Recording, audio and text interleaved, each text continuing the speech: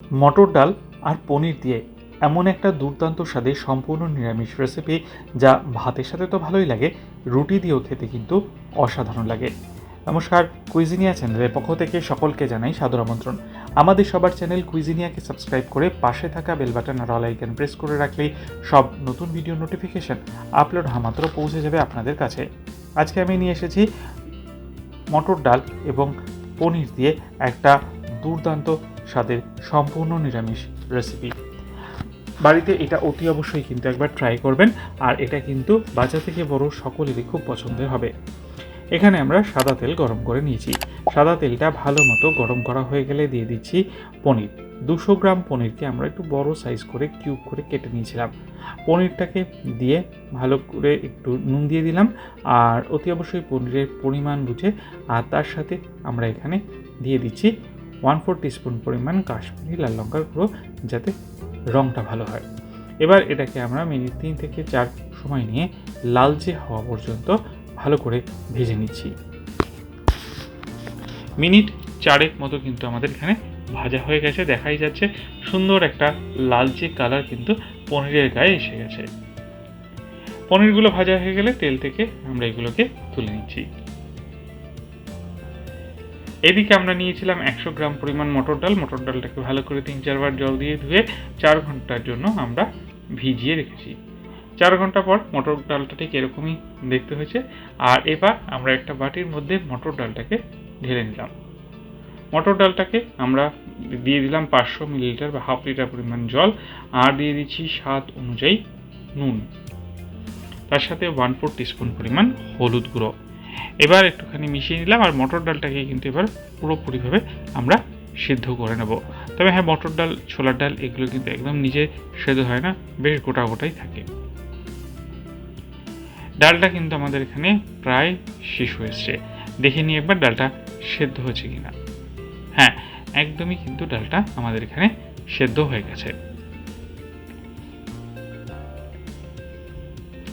আচ্ছা, পনিরের যে তেলটা অবশিষ্ট ছিল ভাজার পর 1/4 টিস্পুন পরিমাণ দিয়ে দিচ্ছি গোটা জিরে, তার সাথে একটা দিয়ে দিচ্ছি আমরা তেজপাতা। ফোড়নটা ভালো মতো গরম হয়ে গেলে প্রথমেই দিয়ে দিচ্ছি আলু। দুটো মাঝারি সাইজের আলু আমরা এখানে ডুমো করে কেটে দিয়ে দিয়েছি। আলুটাকে দিয়ে মিনিট খানেক সময় নিয়ে একটু হালকা ভেজে নেব। আর তারপর এতে আমরা দিয়ে দিচ্ছি 1/2 ইঞ্চি পরিমাণ আদা, যেটাকে আমরা স্লাইস করে কেটে রেখেছিলাম। আদা স্লাইসটাকে দিয়েও আবারও মিনিট খানেক সময় নিয়ে আলুর সাথে ভালো করে নেড়ে চেড়ে মিশিয়ে নেওয়া হলো। এরপর এতে আমরা দিয়ে দিচ্ছি প্রথমে স্বাদ অনুযায়ী নুন।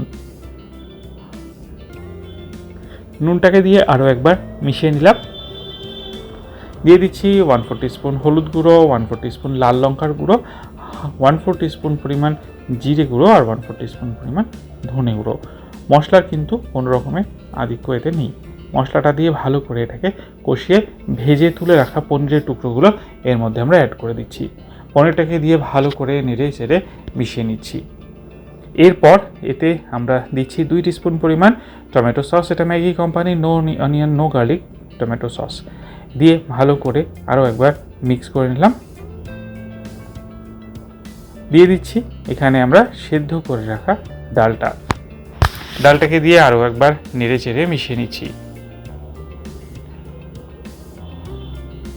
দিয়ে দিলাম 1/2 টিস্পুন পরিমাণ চিনি, 1/4 টিস্পুন পরিমাণ গরম মশলা পাউডার, যেটা বাড়িতে বানানো, ডেসক্রিপশন বক্সে লিঙ্ক দেওয়া থাকবে।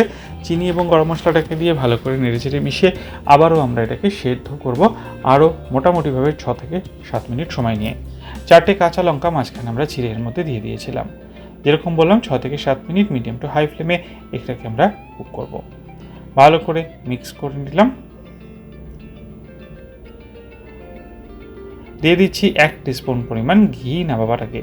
ঘিটাকে দিয়ে আমরা এখানে গ্যাসের ফ্লেমটা অফ করে দিলাম, আর এটা মিশিয়ে নিলাম। তৈরি হয়ে গেল দুর্দান্ত স্বাদের মটর ডাল এবং পনির দিয়ে একদম নতুন ধরনের একটা রেসিপি। বাড়িতে অতি অবশ্যই ট্রাই করুন, কমেন্টে জানান কেমন লাগলো। ভালো লাগলে বরাবরের মতো একটা লাইক এবং প্রচুর প্রচুর শেয়ার করতে ভুলবেন না যেন। যারা এখনও লাইফ ইজ প্রেশাস চ্যানেলকে বা কুইজিনিয়াকে সাবস্ক্রাইব করেননি, তাদের জন্য অনুরোধ জানাবো চ্যানেলটিকে প্লিজ সাবস্ক্রাইব করে নেবেন। সবাই ভালো থাকবেন, সুস্থ থাকবেন। দেখা হবে পরের রেসিপি নিয়ে। আজ এই পর্যন্তই। নমস্কার।